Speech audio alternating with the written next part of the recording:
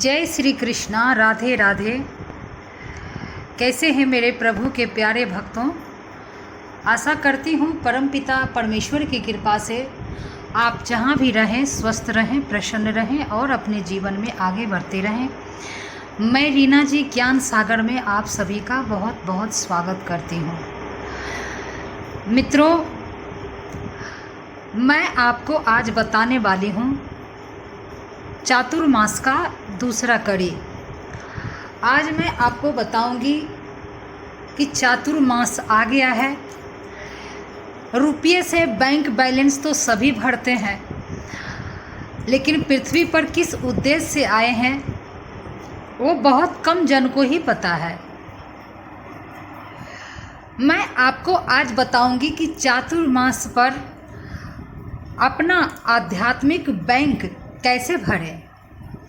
वो समय आ गया है कि आप अपने आध्यात्मिक बैंक को कैसे भर सकते हैं। तो ये चातुर्मास में ही संभव है। क्या क्या करने से आपका आध्यात्मिक बैंक बढ़ेगा वो मैं आप लोगों को बताने वाली हूँ। तो वीडियो को शुरू से अंत तक वॉच कीजिएगा, तभी जाकर के आप अपना आध्यात्मिक बैंक भर पाइएगा। जो भी श्री हरि नारायण का, शिव जी का भक्त है, माता लक्ष्मी का भक्त हैं, वो ज़रूर शुरू से अंत तक वीडियो को सुनेंगे और ध्यान से मनन करेंगे और अपने जीवन में इस चातुर्मास में फॉलो करेंगे। तो अगर मेरे चैनल पे आप नए हैं और सब्सक्राइब अभी तक नहीं किए हैं तो आप सब्सक्राइब कर लें और घंटी को दबा दें ताकि मेरी वीडियो की नोटिफिकेशन आप तक रोज़ पहुँचे। मेरा उद्देश्य रहता है मित्रों कि मैं भगवान के भक्तों तक कैसे उनकी कथा, कैसे किसकी कैसे उत्थान हो, कैसे विकास हो, आध्यात्मिक विकास कैसे हो, जीवन में आर्थिक, मानसिक, शारीरिक कैसे विकास हो, इसी उद्देश्य से मैं ये YouTube चैनल पे आई हूँ। आप अगर मेरे बात से सहमत हैं तो आप कृपया ज़रूर सब्सक्राइब कर लें और मुझे मोटिवेट करें। मेरा काम है आप लोगों को बताना। आप ज़रूर शुरू से अंत तक वीडियो को देखें और सुने। इसके सुनने से भी बहुत फल मिलता है। तो आपको मैं बताने जा रही हूँ चातुर्मास में आध्यात्मिक बैंक कैसे भरें। देवशयनी एकादशी से देव उठी एकादशी तक के 4 महीने भगवान नारायण ध्यान मग्न रहते हैं। पुरुषोत्तम मास श्रावण मास होने से इस बार लगभग 5 महीने का चातुर्मास है।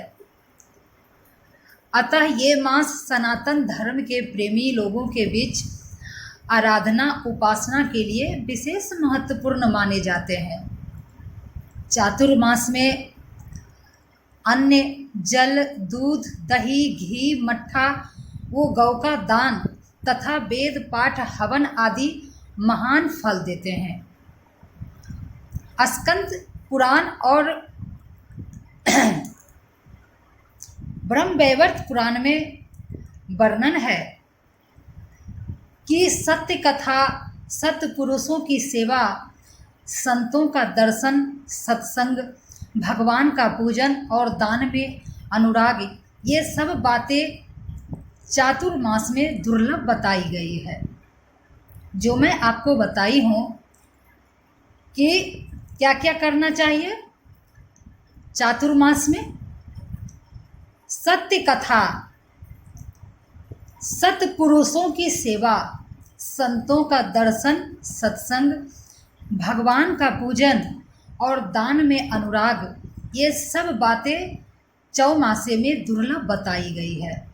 चातुर्मास में करने योग्य बातें मैं आपको वो बताने वाली हूँ। फिर चातुर्मास में प्रतिदिन सुबह नक्षत्र दिखे उसी समय उठ जाएं और नक्षत्र दर्शन करें। इन दिनों 24 घंटे में एक बार भोजन करने वाले व्यक्ति को अग्नि अष्टोम यज्ञ का फल मिल जाता है। यज्ञ में जो आहुति दे सकें सात्विक भोजन की, वैसा ही यज्ञोचित भोजन करें। ब्रह्मचर्य का पालन करें। चातुर्मास में पलाश की पत्तल पर भोजन बड़े बड़े पातकों का नाशक है, ब्रह्म भाव को प्राप्त करने वाला होता है। बट वृक्ष के पत्तों या पत्तल पर भोजन करना भी पुण्यदायी कहा गया है।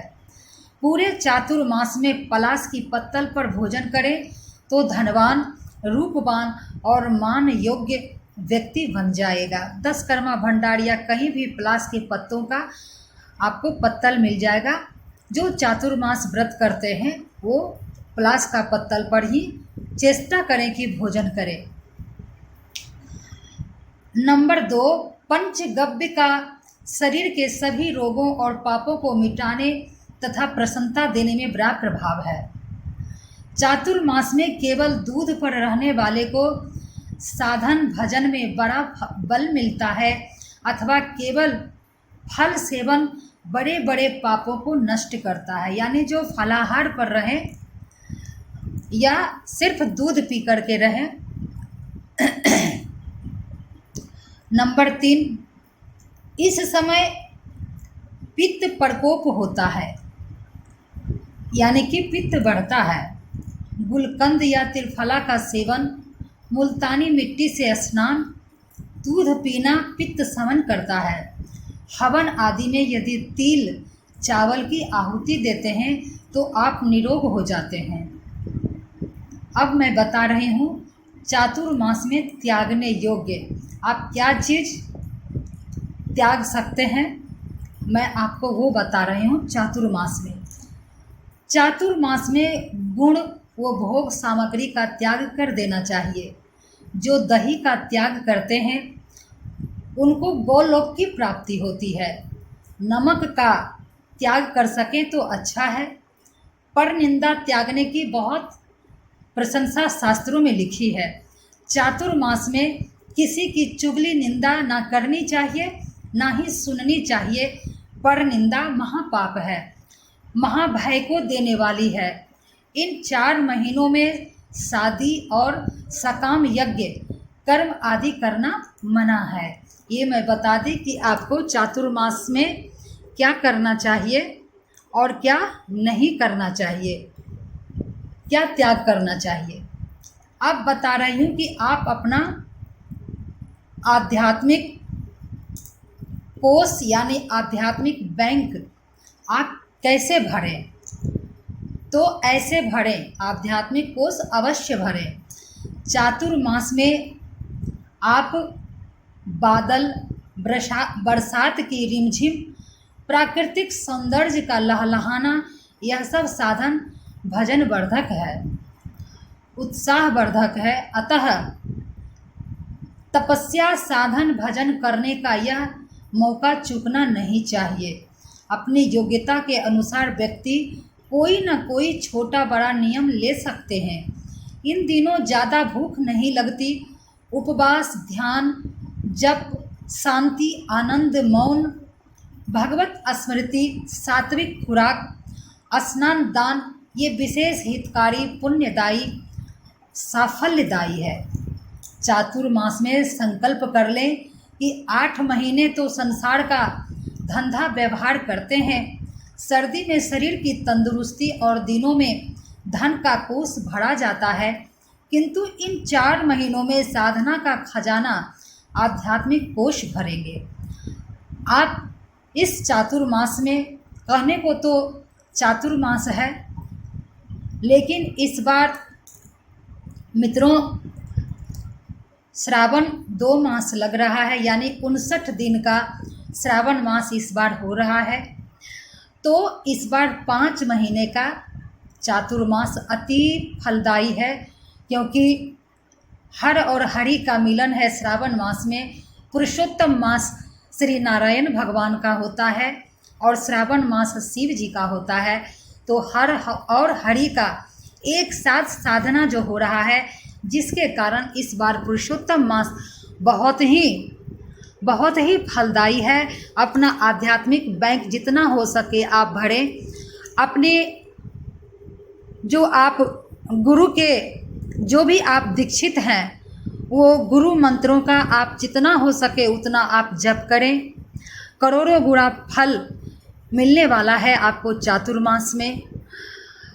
आप भागवत महापुराण जितना सुन सके, जिन गुरुओं के द्वारा आपको सुलभ हो आप सुन सके, जितना आप भागवत महापुराण श्रवण करेंगे इस चातुर्मास में आपका आध्यात्मिक बैंक उतना ही बढ़ेगा।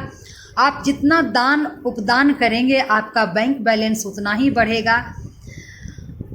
आप जो भी अच्छा कर्म करेंगे, और सबसे बड़ी विशेष बातें हैं कि आप निंदा से जितना बचे रहेंगे उतना ही आप अपना बैंक बैलेंस को भरेंगे। तो मित्रों, जो चातुर्मास व्रत कर रहे हैं वो इन सभी नियमों का पालन करें, और जो रोगी हैं या जो वृद्ध हैं, जो चातुर्मास का नियम करने से मतलब दयनीय स्थिति में है, वो नहीं कर सकते हैं, तो आप जितना हो सके उतना नियम का पालन कर सकें। और दान उपदान तो जो जितने में है उतना में कर सकते हैं। भागवत महापुराण सभी श्रवण कर सकते हैं। जो पढ़ना जानते हैं, पठन करना जानते हैं, वो धार्मिक पुस्तकें पढ़ा करें, जैसे रामचरितमानस हो गए, भगवत गीता हो गया, चाहे माता रानी का दुर्गा सप्तशती का पाठ हो गया। जिनमें रुचि है आप वो पठन पाठन करें, श्रवण करें, श्रवण कराएं। इनकी भी बहुत महिमा है, सुनने से बहुत ही महिमा है। तो मित्रों, वीडियो आपको कैसी लगी? मैं क्या ही बोलूं आप लोगों को, आप खुद समझदार हैं। तो मिलती हूं फिर चातुर्मास पर ही इसी टॉपिक पे फिर मैं आपको नई वीडियो लेकर आऊँगी और आपसे मिलूँगी। तब तक आप सभी के हृदय में बसने वाले श्री हरि के चरणों में प्रणाम करती हूँ। राधे राधे मित्रों।